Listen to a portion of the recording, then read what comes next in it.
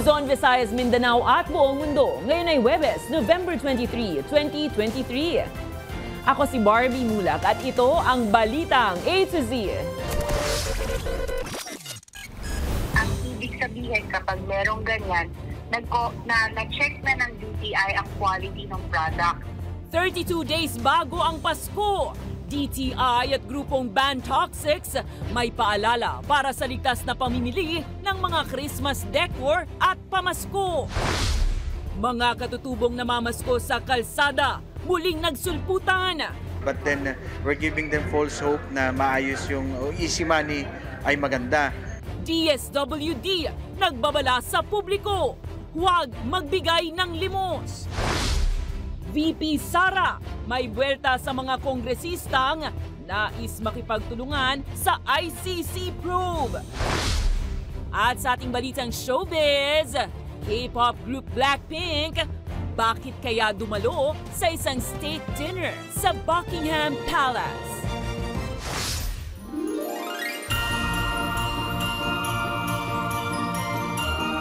Magandang gabi, pambungad sa ating newscast. Wala pa mang Disyembre ay may ilan sa ating mga ka-A to Z ang nagpunta na sa Divisoria para mamili ng ilang Christmas decors para mas makapili at makatawad pa raw ng presyo. Pero ang ilang nagtitinda tila nalulungkot dahil kahit lagpas ng isang buwan na lang daw bago ang Pasko ay matumal pa rin ang kanilang benta.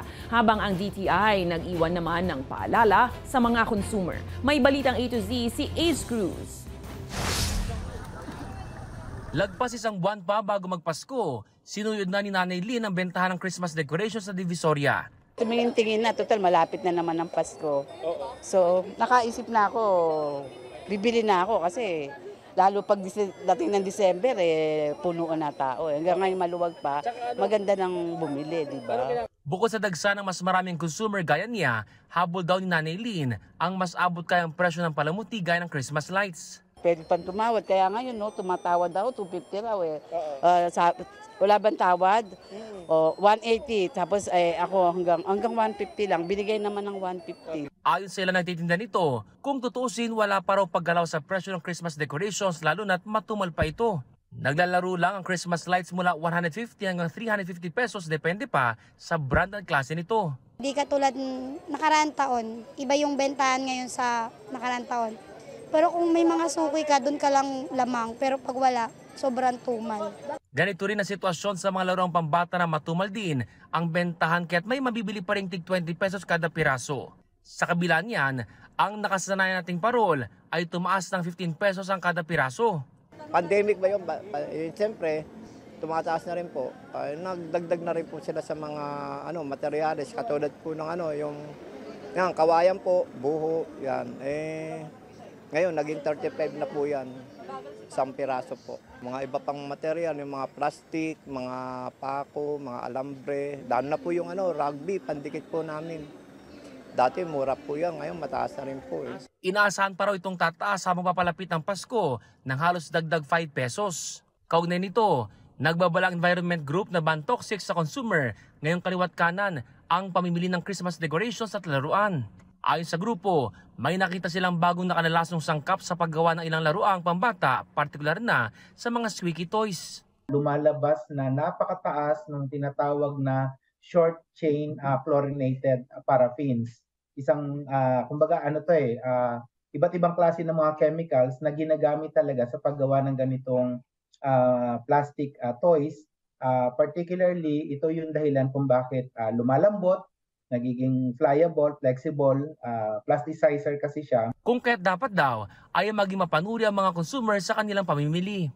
Doon pa lang dapat kasi sa pakete, malalaman na kagad natin, magiging gabay na kagad ng mga consumer natin kung safe ba o hindi yung laruan. It's either mahal man ito or mura, kahit alam natin na kumbaga natitempt tayo na bumili.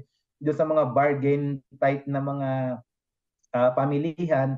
Ang problema lang kasi noon, pagka may problema yung mga produkto na to ay hindi natin, kumbaga, sino yung mananagot sino may pananagutan kung sakali magkaroon ng problema yung mga produkto. Ang DTI naman, muling binigyan din ng kalagahan ng ilang safety markings sa mga bibiling Christmas lights. Ang PS sticker or yung PS Smart ay kapag local yung Christmas lights na bibilin mo, tapos kapag imported naman, kailangan may ICC mark siya. Ang ibig sabihin kapag merong ganyan, na-check na ng DTI ang quality ng product. Pumasa siya sa standards at saka sa quality testing ng DTI. So kahit pa paano, assured yung mga consumers na safe gamitin yung product, hindi siya substandard quality. Kasabay niyan, nagpaalalang pulisya sa mga maagang mag-Christmas shopping na mag-ingat sa mga pupuntahan na lotdag sa mga tao ngayon. Very basic. Huwag magdala ng sobrang pera, huwag magsuot ng maraming alahas. At pag namili dito, maging alerto, maging listo para hindi sila maisahan ng mga ilan-ilan na medyo masamang loob. Gaya na lang sa Divisoria na inasahang masisikip pa sa kalagitnaan ng Disyembre. December 15. Kasi nga may mga kabayan tayo na nakakuha ng bonus December 10, 12. So yun yung kanilang pamimili sa mga pamilya nila. So doon marami. Kaya't payo ng mga otoridad hanggat maaari ay huwag na munang magsama ng mga bata sa pamimili para iwas sa dagdag alalahanin pa. Para sa Balitang A to Z, Ace Cruz.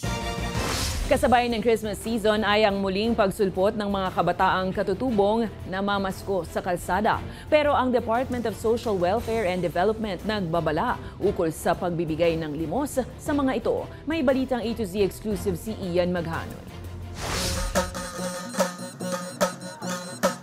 Sa pagdating ng simoy ng diwa ng Kapaskuhan ay ang muli namang pagbaba ng mga katutubo sa kapatagan. Bit-bit ang munting kombo na gawa sa plastic na inilaste sa nguso ng PVC pipe upang magsilbing tambol. Sinusuyod ng mga kabataang Tausug at Badyaw na ito ang mga kalsada ng Batasan San Mateo Road upang kumatok sa ating mga puso ngayong Kapaskuhan.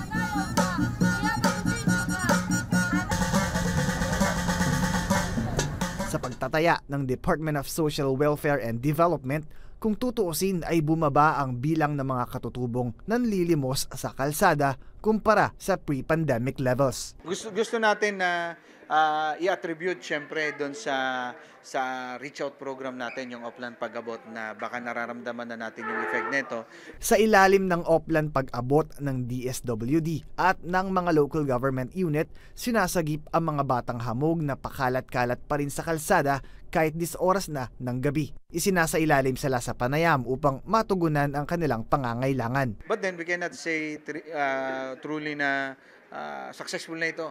Dahil lang gusto ng ating kalihim Secretary Rex Gatchalian, wala na tayong makitang palaboy, wala na tayong makita nagpapalimos sa kalsada. Sa kabila naman ng pakikipagpatintero sa mga motorista magdamag, aabot lang raw sa 200 piso ang nakokolektang limos ng bawat katutubong palaboy. Kasi hindi abot pa pampad ng bahay, o ilaw, pangkain.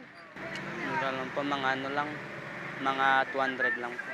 Mga 100, 200. Paalala naman ng DSWD, hindi sila dapat bigyan ng perang limos. Yes, alam natin na yung willingness to serve nandiyan to help, nandiyan lagi sa mga Pilipino. But then we're giving them false hope na maayos yung easy money ay maganda. Delikado raw kasi ang kalsada para sa kanilang kaligtasan. Posible rin daw na sa panlilimos na lang din sila masanay. Can we just imagine sabihin na natin the danger ng anak nila o sila mismo doon sa kalsada? Yun yung ayaw natin. Na wala kami pambili pagkain. Pag wala ng isda, hindi na kami makakain. Mas mabuti pa dito kasi makain kami araw-araw. Papasko lang po kami dito. Pagtapos ng Pasko, uwi na po kami sa amin. Una nang sinabi ng DSWD na iimbestigahan nilang kung mayroon talagang sindikato na nagdadala ng mga katutubo mula sa mga probinsya para mamalimos sa Metro Manila tuwing Kapaskuhan. Para sa Balitang A to Z, Ian Maghanoy.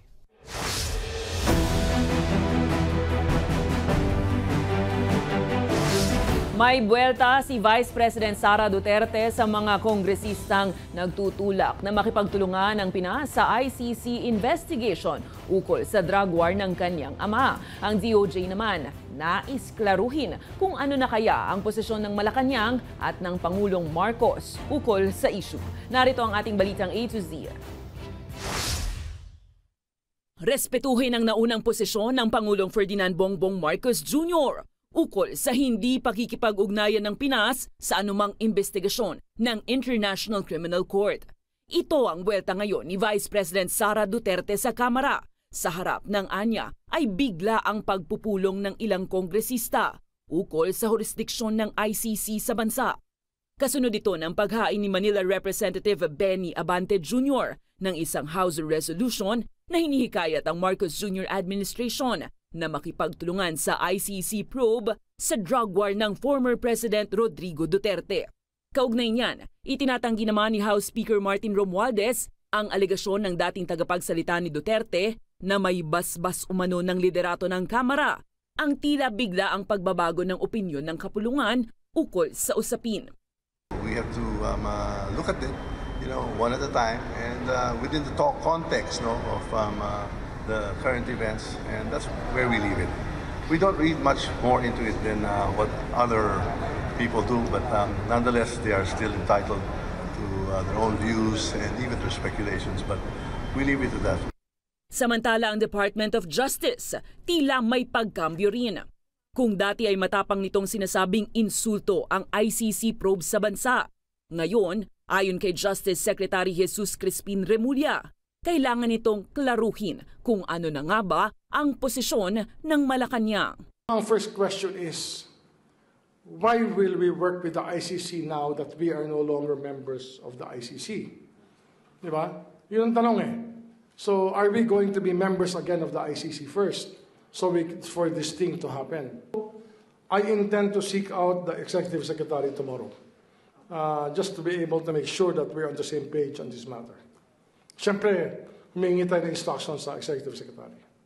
Ang ICC resolution ang pinakabagong issue sa Kamara sa harap ng umano'y namumuong hidwaan sa loob ng unit team. Una nang tumindig ang Kamara sa harap ng mga kritisismo ng ama ni VP Sara na si former President Duterte. At napatalsik rin bilang Deputy Speakers ang mga kaalyado ng Duterte. Habang may umuugong ring balita na plano umanong patalsikin ng Kamara si VP Sara. Personal na nagpaabot ng tulong pinansyal at food packs ang Pangulong Ferdinand Bongbong Marcos Jr. sa mga residenteng apektado ng magnitude 6.8 na lindol sa Soc-Sargen at General Santos City. Kasama ng Pangulo sina TILG Secretary Benher Abalos, DSWD Secretary Rex Gatchalian, dating Senator Manny Pacquiao at iba pa. Nangako rin ang Pangulo na tuloy-tuloy ang kanilang pagpapaabot ng tulong sa mga naapektuhan, hindi lamang sa lindol, pati na rin sa mga naapektuhan ng malakihang pagbaha sa Northern Samar. Inanunsyo rin ng punong ehekutibo, oras na wala nang naitalang mga aftershock ay agad nang uumpisahan ng rehabilitasyon sa mga nasirang infrastruktura. Ang problema sa lindol, walang forecast. Hindi natin alam kung ano yung mangyayari. But meron tayong lahat ng assistance na pangangailangan ng mga inabutan, yung nawalan ng bahay, yung mga mangingisda, yung mga na-injure, lahat yan patuloy ang bigay ng DSWD ng assistance.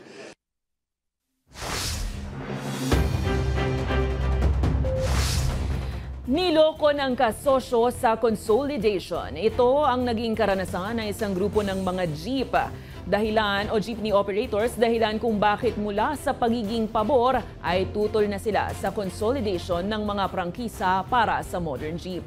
Ito rin ang kinatatakutan ng ilang jeepney operators at tsuper kaya't nagmamatigas sila na huwag naman silang piliting bumili ng mamahaling modern jeep. Ang balitang A to Z exclusive mula kay Kim Salinas.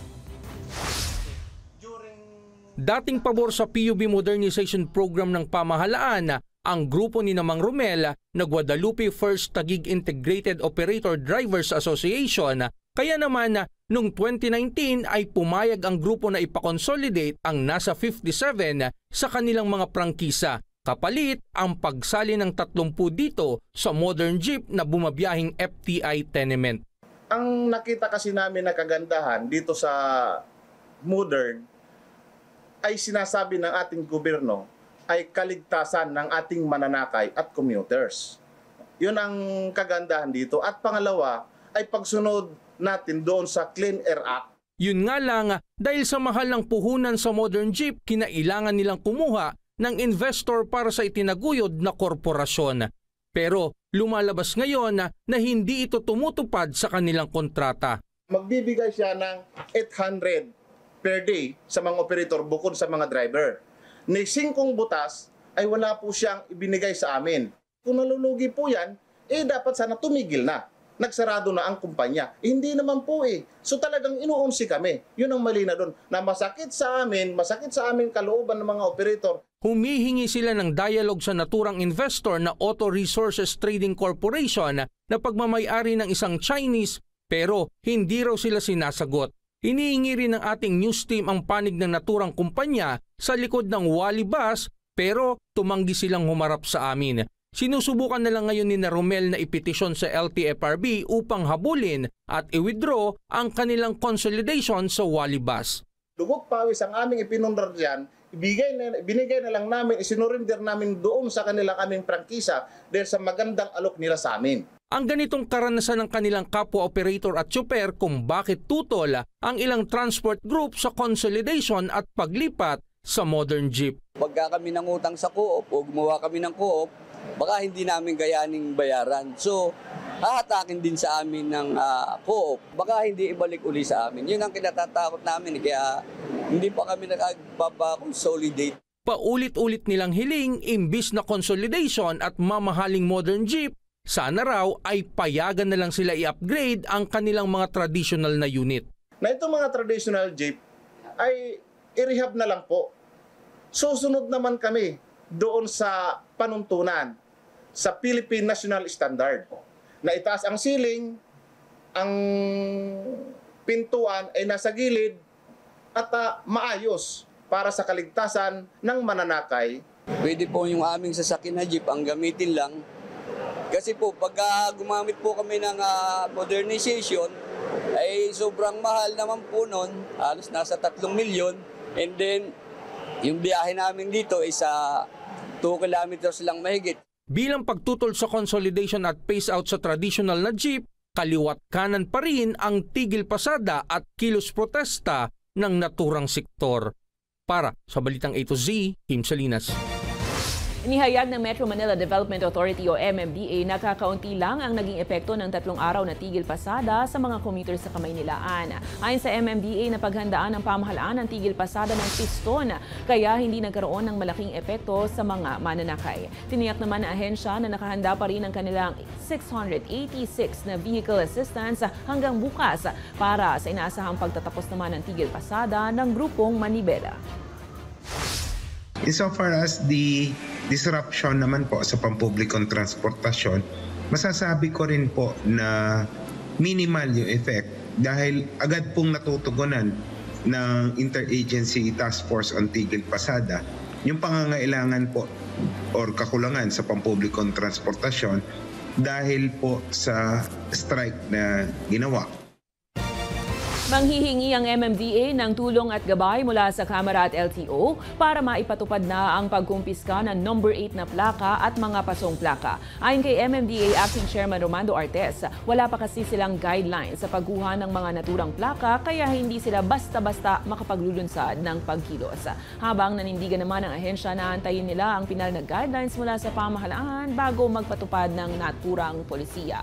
Matatanda ang inanunsyo kahapon ng Kamara na nagkasundo na sila ng MMDA na kumpiskahin at hulihin ang lahat ng gumagamit ng plakang 8. Kasama po yan sa aming nire-request kay SecGen dahil at lilinawin sa LTO.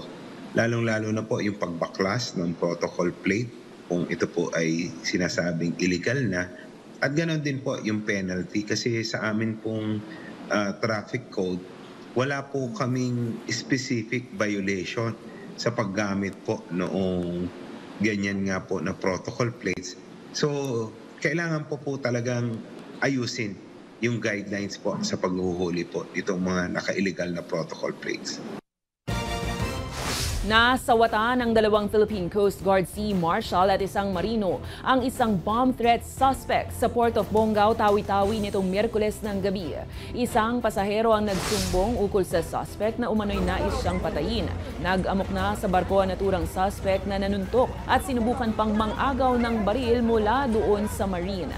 Dito na nagsabi ang suspect na may inilagay umano itong bomba sa Roro Ferry vessel. Agad namang sinuyod ng PCG K9 unit ang vessel para matiyak ang seguridad ng barko at mga pasahero. Samantala, nagsimula ng maglatag ang PCG ng oil spill boom para mapigilan ang pagtagas ng langis mula sa isang Vietnamese vessel sa Balabac, Palawan. Sa ngayon, kalahati ng barkong Viet High Star ang nakalubog sa tubig matapos itong unang magkaaberya noong Martes. Karga ng barko ang nasa 4,000 tonelada ng bigas at 29,000 na litro ng diesel at papunta sana ng Cagayan de Oro nang mangyari ang insidente. Susunod, Pangulong Marcos tiniyak ang kaligtasan ng mga Pinoy na kasama sa na-hostage ng Houthis rebel group sa Red Sea. At sa ating balitang showbiz, K-pop group royalty na Blackpink bumisita sa Buckingham. Ano kaya ang pakay? Abangan ang kumpletong ulat sa pagbabalik ng Balitang A to Z.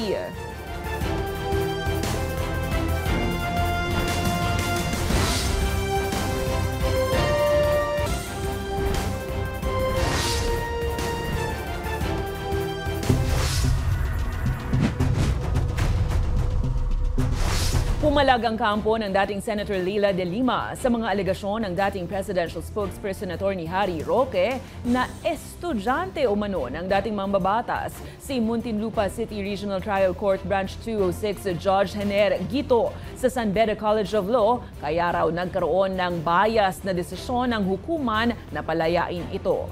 Ayon sa abogado ni De Lima na si Attorney Dino De Leon, nabahira na ang kredibilidad ni Roque bilang abogado simula nang maging tagapagsalita ito ng Duterte administration. Iginigiit pa nito na hindi naaalala ni De Lima na naging estudyante nito si Gito dahil marami umanong naging estudyante ang mambabatas nung naging profesor siya sa kolehiyo. Matatandaang pansamantalang pinayagang makapagpiyansa si De Lima matapos ang 7 taong pagkakakulong sa kasong iligal na droga sa loob ng Bilibid Prison. I don't know the motivation of former spokesperson Harry Roque, if this is genuine about our justice system, or is this again vindictiveness on the part of the Duterte administration and the likes of Attorney Harry Roque, who partook in the political persecution of Leila de Lima, no? Kasi nga dapat maiwasan ang lahat ng bagay na magkakaroon ng alinlangan ang taong bayan na isang desisyon ay hindi patas. Dapat dinisclose at hinayaang magdesisyon ang public prosecutors pag-decide kung sila'y mamumove for inhibition on that ground. Muling iginiit ni House Ways and Means Committee Chairman Joey Salceda ang bilyong-bilyong pisong kitang mawawala sa bansa kung hindi pa aalisin ang suspensyon sa reclamation project sa Manila Bay. Binigyang diin nito ang kahalagahan ng reklamasyon sa pagpapaunlad ng metropolitan cities. Matatandaang nitong Agosto nang iatas ng Pangulong Ferdinand Marcos Jr. ang pagpapatigil ng reklamasyon habang hinihintay ang pagsusuri sa mga proseso sa pag-aproba ng mga proyekto at naging epekto nito sa kapaligiran. Notably, the 14 reclamation projects in Manila Bay, which were halted under the directive of President Ferdinand Bongbong Marcos, carried the prospect of attracting land sales of a staggering 23 trillion, according to the PRA. And land reclamation stands as a pivotal avenue for revenue generation, eliminating the necessity for tax hikes, yet remains underutilized.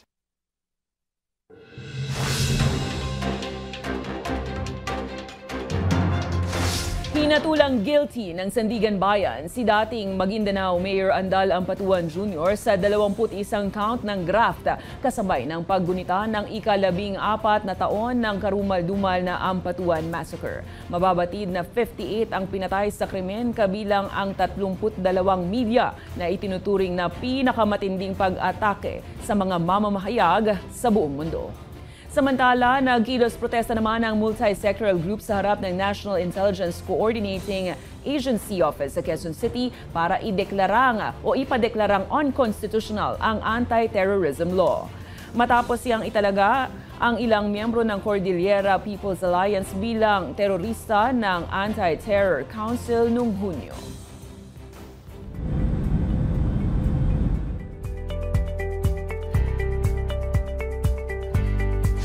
Tiniyak ng Pangulong Ferdinand Bongbong Marcos Jr. na prioridad na masigurong ligtas ang 17 Filipino seafarer na kasama sa na-hostage ng rebeldeng grupong Houthis sa Red Sea. Sinabi ng Pangulo na ginagawa ng gobyerno ang lahat para maiuwi silang ligtas. Nakikipag-ugnayan na rin anya ang Department of Foreign Affairs sa counterparts sa Iran, Oman, Qatar at Saudi Arabia para sa anumang update. Habang may komunikasyon naman ang Department of Migrant Workers sa mga pamilya ng mga hostage. Maglulunsad ng Joint Maritime Patrol sa West Philippine Sea ang Pilipinas at Australia ngayong weekend. Kasunod yan ng maritime activity ng bansa kasama ang Estados Unidos na tatagal naman hanggang bukas. Hindi pa naglalabas ng detalye ang Armed Forces of the Philippines sa naval asset na ide-deploy sa exercises, sakop ng Palawan at Ayungin Shoal. Una nang pinagtibay ni Australian Foreign Ministry Penny Wong ang commitment sa pagtulong sa Pilipinas na paigtingin pa ang kapasidad sa karagatan sa pamamagitan ng technical training, monitoring, proteksyon at pagbibigay ng mga bagong kagamitan sa Philippine Coast Guard. Sa aming pagbabalik, Dolly De Leon may bagong proyekto sa Hollywood. Sinong star ang kasama? Manatiling nakatutok, kayo ay nanonood ng Balitang A to Z.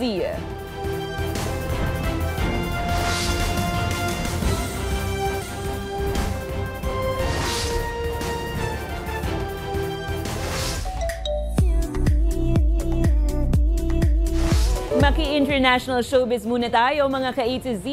K-pop group na Blackpink. Bakit kaya dumalo sa isang state banquet sa Buckingham Palace? At Dolly De Leon, sunod-sunod ang project sa Hollywood. Ang detalye sa Balitang A to Z Showbiz ni Lane Garcia.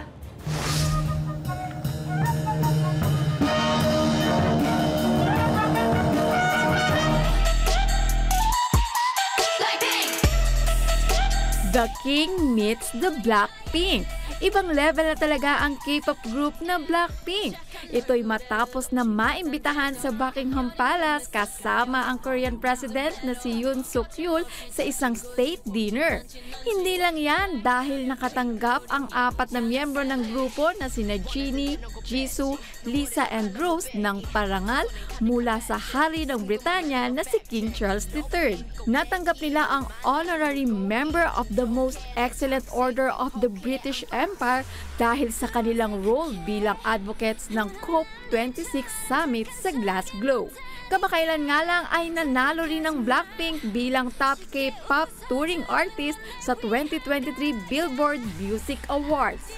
Isa ang Blackpink sa tinaguri ang pinaka-successful girl group sa buong mundo dahil sa record-breaking na most subscribed to music artist sa YouTube. Samantala, may new project na naman ang award-winning actress star na si Dolly De Leon. Big time dahil makakasama niya this time ang Hollywood actress na si Nicole Kidman sa 9 Perfect Strangers Season 2. Maliban dyan, ilang Hollywood projects din ang nakapila kay Dolly tulad ng Between the Temples, Grand Theft Auto, kung saan makakasama niya si John Cena. Matatadaang namayagpag ang pangalan ni Dolly De Leon sa Oscars red carpet nitong Marso bilang main cast member ng Oscar-nominated movie na Triangle of Sadness. Habang pumatok rin sa madla ang katatapos lang na successful movie nila ni Catherine Bernardo na A Very Good Girl. Para sa Balitang A to Z Showbiz, Lane Garcia. At para naman sa ating balitang nakaka-good vibes, sa mga ka-A to Z nating hindi pa rin nakakabitiw sa pageant fever ng Miss You. Abay, siguradong makakarelate kayo dito. Pero ang humamon naman dito ay ang alagang si Bantay. Pumasa naman kaya sa inyo ang kanyang modeling? Candidate number 1, Ilax. Makato yan. Candidate number 1, Ilax. Oh, Ilax manen. Candidate number 2, Ilax. Candidate number 3, Ilax manen. Candidate number 3, Ilax. Miss Universe Poppies, kung kayo ay may kwentong kakaiba, mga kwento ng pag-ibig o storya na inspirasyon at pag-asa, maaari nyo itong ibahagi. Sumali sa ating Facebook group na Balitang A to Z, panoorin na replay na ating programa at sundan ang ating social media pages. Hanapin ang Balitang A to Z. Ang ating pabaong quote of the night ay mula sa tanyag na theoretical physicist at influential scientist na si Albert Einstein. Ayon kay Einstein, delikadong lugar ang mundo, hindi dahil sa masasamang tao, kundi dahil sa mga nanonood lang at walang ginagawa. At yan ang mga balita at impormasyon, mga kwentong may dalang inspirasyon na tinutukan ng Balitang A to Z. Ako si Barbie Mulak, maging maalam, makialam. Magandang gabi sa'yo, Pilipinas!